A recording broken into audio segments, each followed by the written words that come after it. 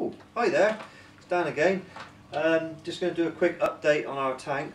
My tank been running now for about 8 months, and just want to show you some of the corals, do a bit of a close-up video of the tank and show you some of the corals that are doing really well and some that aren't doing quite so well. Yeah. Right, so here we go with a close-up of my tank. Unfortunately on the left there, the fire and ice zoas, the sea hair has just slivered over the top of them, so they don't look too great. Half of them are closed up at the moment, but in the daytime they look stunning with a lovely orange rim and a ice blue centres. They've done really well. I started off with about 15 and there's over 100 on there now, looking really good. Moving along a little bit, we've got my acans. They're all polyping at the moment and feeding. You can see all the polyps up. Unfortunately, when they're polyping, you don't see much of the colour. They don't look so good when they're polyping, but they're really growing and putting more heads out all the time, so that's good. I have fragged a few of those as well. Do a video on fragging acans later on. Moving on to my magician pallies. This coral I started off with again about say 10 heads, and there's loads on there now, and I fragged that one several times already with really good success. The heads are really big on it. The film probably doesn't do it justice. In the daytime they look really nice and red with a nice luminous green centres, looking really good.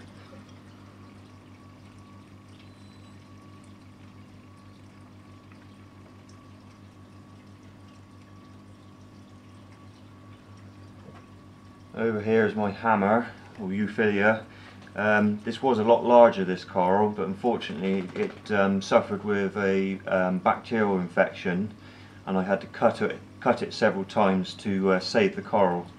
I should do a video later on how to go about this, and because there's a lot of people with Euphyllias that suffer the same problem, and it sometimes can be the end of the coral if it's not dealt with quick enough.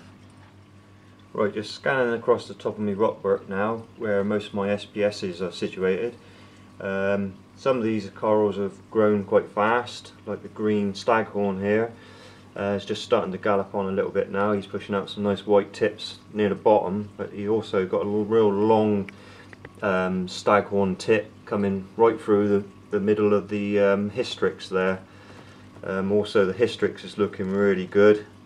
This coral was actually green in my old existing tank. Under this lighting and using the ZEO system, it's turned a lovely pink colour, which I think I prefer. I mean, it's got lots of new tips pushing through, which is really cool. Moving across to the lime green Millipora. Doesn't look very good on the camera, but in the daytime that's a stunning piece. Starting to grow now. My branching Montipora digitata in green, that's a nice coral, starting to get some growth on him now as well. Right, turn all the pumps off on the aquarium now, and just to give you a view from above, I think this is personally one of the best views of the tank, looking down on it. You really do get a good view of the corals. Again, you can see the green staghorn and its long, single long branch coming off it. It's quite strange. Near the back is where the rose tip anemone is. That rose tip now is split into two, and it's a home to 2 gold band maroon clowns, which are more than happy in there. The anemone's thriving. I don't actually feed that anemone nothing. It just thrives on what the clownfish are bringing back to it and what it's catching in the water, I guess. I've never fed it anything. It's doing really well.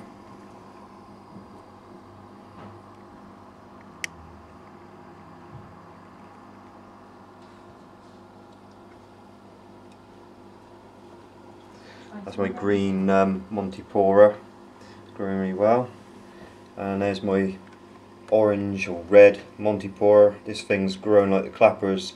I'm probably every couple of weeks snapping bits off because it's either growing into other corals or just getting too big, or I'm snapping it by accident when I'm cleaning the aquarium. My Cataphilia in the corner there, this coral was on, nearly died when I first got it. It was really suffering. I took it out of the main, the middle of the tank where the main light is, and put it in a bit more shaded area, and it's found its home, and it's really happy there, and it's thriving, doing really well. Blastomassers.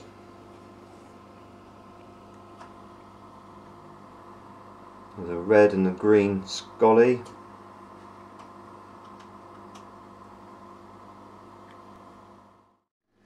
I've made my own frag rack, a do-it-yourself frag rack out of a bit of black egg crating, and I've been chopping a few corals off that have been getting too big and making my own frags up, and take them into work at Acres Supply Aquatics, and you'll see some of my frags in the store.